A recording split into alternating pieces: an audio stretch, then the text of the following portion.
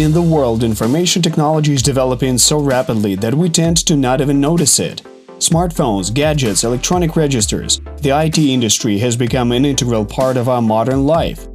As for government regulation of IT technology, first of all, it is necessary to promote innovations, to simplify regulation and improve legislative support, experts say. Actually, the IT sphere is relatively well developed. It is one of the leading export industries in Ukraine. It provides significant revenues not only to the budget, but also currencies to Ukraine that stabilizes the exchange rate. Therefore, I would give its development a high rating. Foreign companies continue to look for IT specialists in Ukraine. The main thing is the state should not intervene in this process. In Ukraine, the IT industry appeared from scratch. Individual small private enterprises started it. Now it's a powerful industry with its own associations, large companies, and offers high incomes. Most of the main state registers have already become electronic. Since 2003, Ukraine has implemented legislation on electronic documents. Also, electronic signatures are effectively used in Ukraine. In October last year, the new law on electronic trust services that, to a great degree, harmonized Ukrainian legislation with European laws took effect. Therefore, now there should be a second wave to ensure very serious development in this critical sphere. The IT industry is one of the most rapidly developing in Ukraine. But at the same time, Ukraine needs to develop IT products and the domestic market for IT services in order to create an ecosystem and to attract international investors in this market to engage Ukrainian IT companies, says expert Dmytro Livch. It's necessary that there be well-known names in the Ukrainian market to create the necessary ecosystem for the development of IT startups and IT enterprises. Not only outsourcing companies, which are quite competitive in the global market. Competitiveness of the Ukrainian IT industry is due to highly qualified IT specialists and relatively cheap labor force. Their earnings are approaching the level of European countries, so the future of Ukrainian IT specialists is quite promising. With the development of IT, e-democracy is also developing. In the world, this term has been used since the 1980s. In Ukraine, the e-democracy concept was adopted in November of 2017.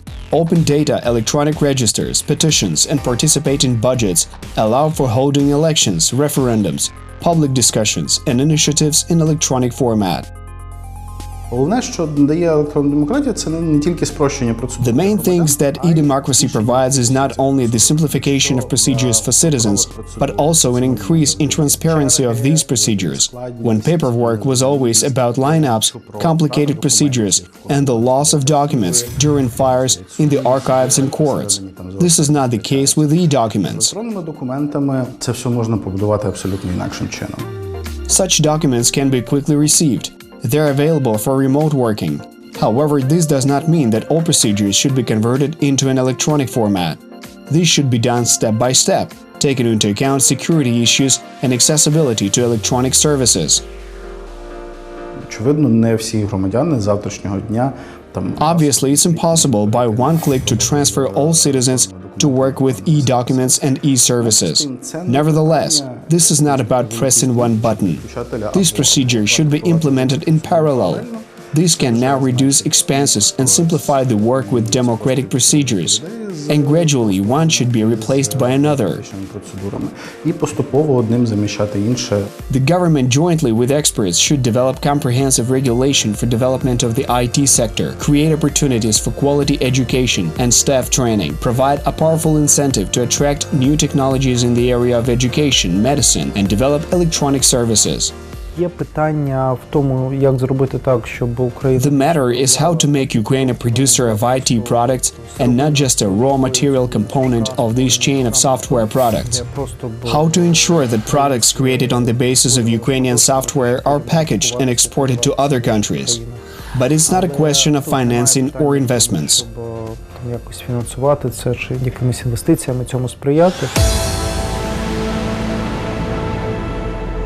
Among relevant issues are working conditions of Ukrainian businesses on foreign markets. This includes, first of all, currency liberalization, that is, free movement of capital, and full harmonization of Ukrainian legislation with the laws of the EU. The new important sphere is the protection of intellectual property rights. After all, if the product is made in Ukraine, then it must be fully protected. Today, the IT industry is among the top 3 industries with the largest share of GDP. More than 150,000 specialists work in this industry. The more effectively the IT sector develops in the future, the more competitive the country will be.